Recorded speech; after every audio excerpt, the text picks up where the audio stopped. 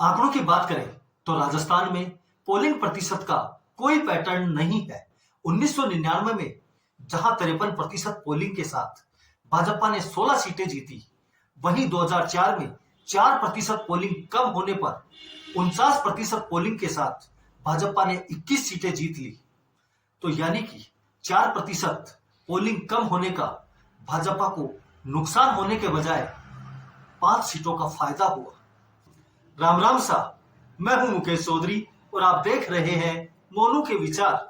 लोकसभा चुनाव की पहले फेज की वोटिंग संपन्न हो गई है। इस फेज में राजस्थान की 12 सीटों पर चुनाव हुआ। ये 12 सीटें पिछले 2 चुनाव से भाजपा के पास हैं।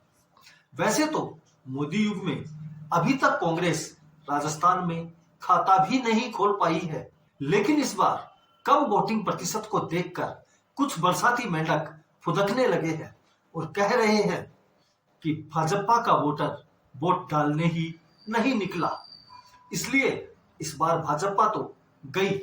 मतलब फाइनल वोटिंग प्रतिशत सामने भी नहीं आया, उससे पहले ही परिणाम घोषित करने लगे। कुछ राजनीतिक पंडित तो एसी स्टूडियो में बैठकर भाजपा की हार के समीकरण बताने लगे। जितना भी वोट प्रतिशत कम हुआ है उसे पूरा भाजपा का बताकर राजस्थान की इन 12 सीटों में से 5-6 सीटें कांग्रेस को देने लगे। लेकिन क्या यह सच है? आज इसी पर बात करेंगे और आंकड़ों के हिसाब से समझने का प्रयास करेंगे कि राजस्थान में वोटिंग प्रतिशत कम क्यों हुई और इसका किस पार्टी को नुकसान हो सकता है। लेकिन चर्चा में आगे बढ़ने से पूर्व आपसे छोटा सा निवेदन है, कृपया वीडियो को लाइक करके अपनी उपस्थिति दर्ज करवाएं। साथ ही कमेंट करके यह बताएं कि आपकी सीट पर कौन जीत रहा है। 2024 लोकसभा चुनाव के पहले फेज की बात करें तो इस फेज में राजस्थान की 12 सीटों पर चुनाव हुआ है, जिसमें शेखावाटी की तीनों सीटें चूरू, झुंझुनू और सीकर, इसके अलावा जयपुर शहर, जयपुर ग्रामीण, अलवर, श्रीगंगानगर, भरतपुर, दौसा, करौली, बीकानेर और नागौर सीट है। राजस्थान की इन 12 सीटों पर 2019 के मुकाबले करीब 6% वोट कम पड़ा है, जिनमें सबसे अधिक झुंझुनू सीट पर 9.14% तो सबसे कम चूरू सीट पर 2.32% की कमी देखी गई है। देखा जाए तो ये दोनों सीटें शेखावाटी की सीटें हैं। जब पूरे राज्य की सभी सीटों पर वोटिंग प्रतिशत कम या ज्यादा होती है तो फिर स्थानीय मुद्दों पर नहीं बल्कि व्यापक मुद्दों पर विचार किया जाता है। सबसे पहले तो हम बात करें चुनावों में अक्सर वोट प्रतिशत कम या ज्यादा क्यों होता है, तो इस पर विद्वान कहते हैं कि चुनाव में वोट प्रतिशत जब बढ़ता है जब जनता में सरकार के खिलाफ गुस्सा हो और सरकार बदलने के लिए जनता वोट करने के लिए निकले। लेकिन इस तर्क को राजस्थान के संदर्भ में देखें तो 2019 में 2014 के मुकाबले 5% वोट अधिक पड़ा था, लेकिन इसका फायदा सरकार को हुआ, न कि सरकार के खिलाफ गया। दूसरी तरफ वोटिंग प्रतिशत कम होने का कारण विद्वानों के अनुसार सरकार से जनता की संतुष्टि है। तो क्या इस बार वोटिंग प्रतिशत कम होने का कारण सरकार से संतुष्टि माना जाए? 2004 में 1999 के मुकाबले करीब 4% वोटिंग कम हुई, फिर भी भाजपा 5 सीट बढ़ाने में कामयाब हो गई थी। 1999 में जहां भाजपा को 16 सीटें मिली थी, वहीं 2004 में 25 में से 21 सीट भाजपा को मिली, जबकि उस समय भी वोटिंग प्रतिशत करीब 4% कम हुआ था। वोटिंग प्रतिशत कम होने का एक और कारण होता है प्रत्याशी से नाराजगी, लेकिन यह 1-2 सीटों पर हो सकता है। सभी सीटों पर क्या प्रत्याशी से नाराजगी की वजह से दूसरे प्रत्याशी को भी लोग वोट नहीं करेंगे। एक और कारण होता है जब वोटर के पास पक्ष या विपक्ष का कोई मुद्दा नहीं होता है। वोटर ये सोच लेता है कि मेरे वोट से कोई फर्क नहीं पड़ने वाला है, ना उसके वोट से सरकार बदलने वाली है और ना उसके वोट से सरकार बनने वाली है। इसे निराशा का भाव कहते हैं। और अगर निराशा के भाव में इस बार पोलिंग प्रतिशत कम हुई है तो इसका पूरा का पूरा नुकसान विपक्ष को होने वाला है, क्योंकि पिछले 2 चुनावों से राजस्थान की 25 की 25 सीटें भाजपा जीत रही है और केंद्र में पूर्ण बहुमत से भाजपा की सरकार है, इस बार भी रुझानों में भाजपा की पूर्ण बहुमत की सरकार बनती हुई दिख रही है।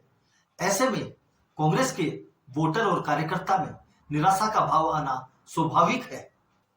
जातिवाद पर होने वाली पोलिंग भी कई बार पोलिंग प्रतिशत को बढ़ा देती है, लेकिन राजस्थान में इस बार ऐसे भी कोई बूथ नजर नहीं आए जहां प्रत्याशी की जाति के एक ही जाति के वोट हों और वो पोलिंग बूथ 90% से पार पहुंच गया हो। ऐसा विधानसभा चुनाव में देखा जाता है, लेकिन लोकसभा चुनाव में कहीं भी नजर नहीं आया। अतः इस चुनाव में जातिवाद का असर अपेक्षाकृत कम देखने को मिला। ऐसे में सवाल उठता है, फिर राजस्थान में वोटिंग प्रतिशत कम क्यों हुई और इसका नुकसान किसे हुआ?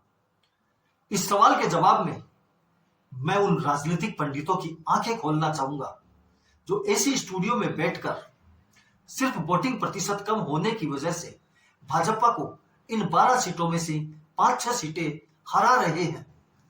पहले कारण की बात करें तो 19 अप्रैल को राजस्थान में भीषण गर्मी थी और कई जगह आंधी चल रही थी। इसकी वजह से भी वोटिंग प्रतिशत कम हुआ है। दूसरा कारण, राजस्थान में इस समय शादियों का सीजन चल रहा है।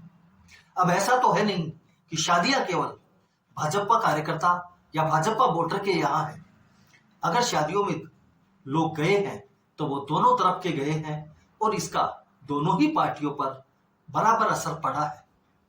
दूसरा कारण है, इस समय राजस्थान में फसलों की कटाई चल रही है। पिछले 2-3 दिन से मौसम खराब था। इस वजह से किसान अपने खेतों में पड़े अनाज और तूड़ी को व्यवस्थित करने और सुरक्षित रखने में लगा हुआ था।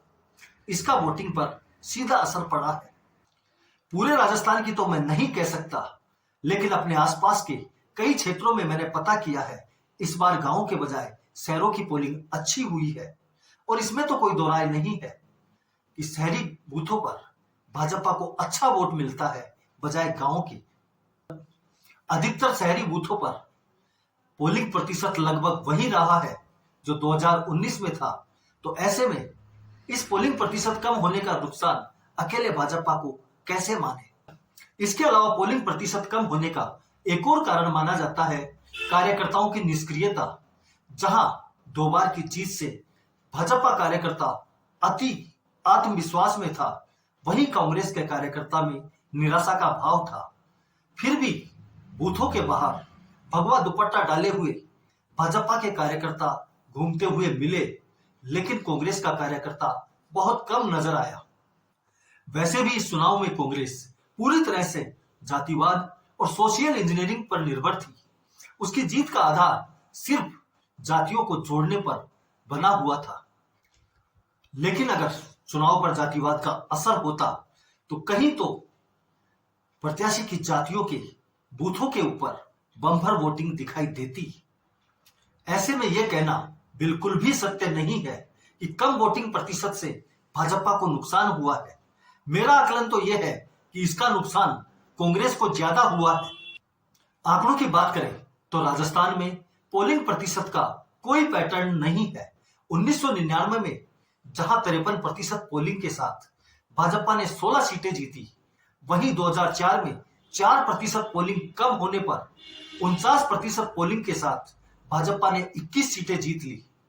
तो यानी कि 4% पोलिंग कम होने का भाजपा को नुकसान होने के बजाय 5 सीटों का फायदा हुआ। इसके बाद जब 2009 में 1% पोलिंग और गिरी, यानी कि 48% पोलिंग हुई, तो परिणाम बिल्कुल उल्टा हो गया। जहां 2004 में भाजपा ने 21 सीटें जीती थी, वहीं पर 2009 में 48% पोलिंग होने पर कांग्रेस ने 20 सीटें जीत ली और भाजपा सिर्फ 4 सीटें जीत पाई, 1 सीट निर्दलीय हो गई। राजस्थान के पिछले कुछ चुनावों के आंकड़ों को देखें तो लगता है कि राजस्थान में 49% से नीचे पोलिंग जाने पर भाजपा को नुकसान होता है। इससे ऊपर पोलिंग रहने पर भाजपा को कोई नुकसान नजर नहीं आता है। इस बार पोलिंग का प्रतिशत 57.88 रहा है। इसलिए मेरा मानना है कि इन 12 सीटों पर भाजपा को कोई नुकसान नहीं होगा और भाजपा पिछली बार की तरह ये 12 की 12 सीटें जीत सकती है। इस पर आप क्या सोचते हैं? आप अपने विचार कमेंट करके बताएं। वीडियो पसंद आया तो इसे लाइक करें, शेयर करें, चैनल को सब्सक्राइब करना न भूलें। धन्यवाद। जय हिंद, जय भारत।